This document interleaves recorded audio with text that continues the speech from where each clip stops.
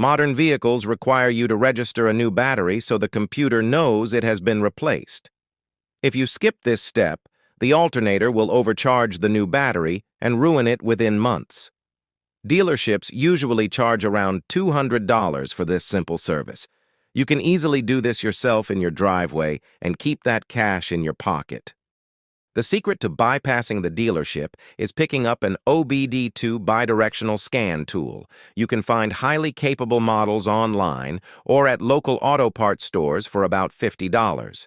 These tools communicate directly with your car's engine control module to perform the registration. It is the exact same process the professional mechanics use. Start by installing your new battery securely in the engine bay or trunk. Make sure the positive and negative terminals are clean and tightened down completely. Once the physical installation is done, grab your scan tool and plug it into the OBD2 port. This port is typically located under the driver's side dashboard near the steering column.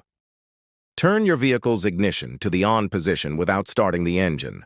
Power up the scan tool and navigate through the main menu to find the service or maintenance section. Look for an option specifically labeled Battery Reset, Battery Management, or Battery Registration. Select this option and follow the prompts on the screen to initiate the process. The scan tool will ask you to confirm the battery capacity and type, such as AGM or standard lead acid. Enter the exact specifications printed on the top label of your new battery.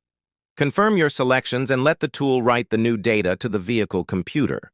The screen will display a success message once the registration is complete. Turn the ignition off and unplug the scan tool from the dashboard port. Start your engine to verify there are no warning lights on the instrument cluster. Your alternator will now charge the new battery at the correct voltage rate.